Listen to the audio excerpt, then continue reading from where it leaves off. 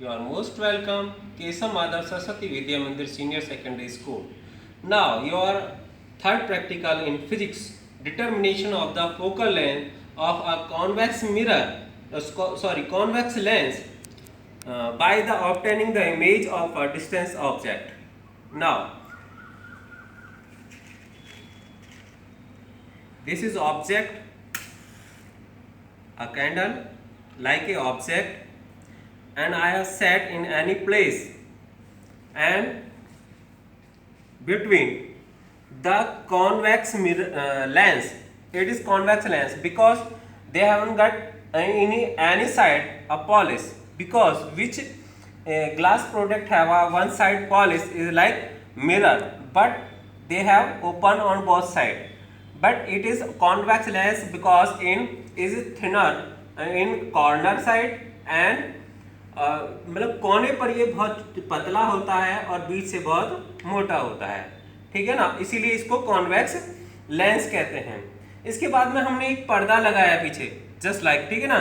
अब होता क्या है कि हम इसको, ये तो इमेज हमारी यहाँ पर रखी हुई है, अब इस पर्दे को और इसको लेंस को ऐसा सेट करते हैं जिससे कि इमेज एकदम क्लियर बन जाए, जिससे एकदम क्लियर इमेज आए इसकी।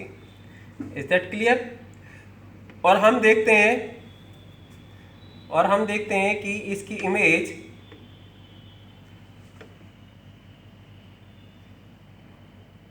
देखो, लॉ की इमेज देखो बन रही है ना, पर्दे के ऊपर बन रही है इमेज,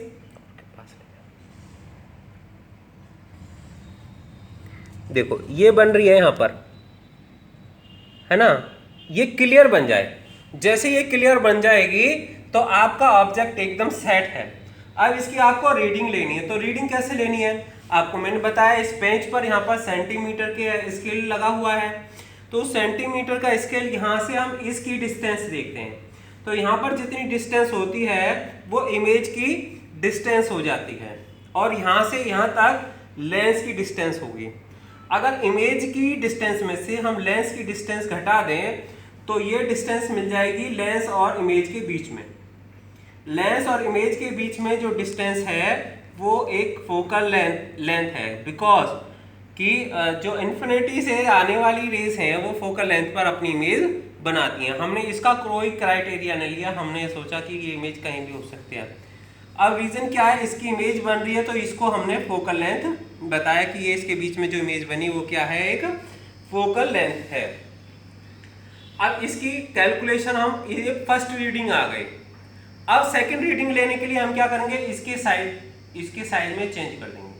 चेंज हो गया तो डेफिनेटली बात है कि ये इसका यहाँ पर एकदम सफिशिएंट नहीं बनेगा तो हम क्या करेंगे, इन्हीं को आगे पीछे खिसका कर, थोड़ा बहुत आगे पीछे खिसका कर, तो हम देखेंगे क्या, इसकी इमेज को करेक्ट करेंगे। अब देखो इसकी इमेज एकदम करेक्ट हो गई, है ना।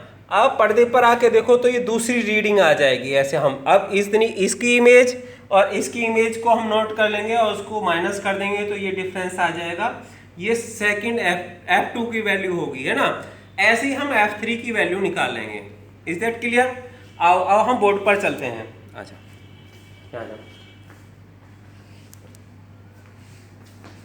देखो बेटा, हमने कैलकुलेशन किया, कैलकुलेशन करने के बाद में ये जो वैल्यू है, हमने फर्स्ट टाइम क्या करा, हमने देखा इमेज जो थी, डिस्टेंस जो इमेज थी वो हमारी 78.9 सेंटीमीटर पर थी, और जो हमारा जो लेंस था वो था 68.8 सेंटीमीटर पर।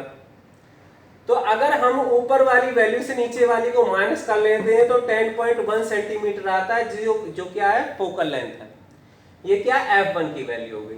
ऐसे ही हमने उसको कैंडल को आगे पीछे खिसका दिया, फिर दूसरी बार हमने मैनेज किया, तो मैनेज करने पर हमने देखा कि जो हमारा पर्दा था यानी कि इमेज जो जहां बन रही थी वो 80.2 सेंटीमीटर पर बन रही थी, और लेंस जो था हमारा वो 70 सेंटीमीटर पे था।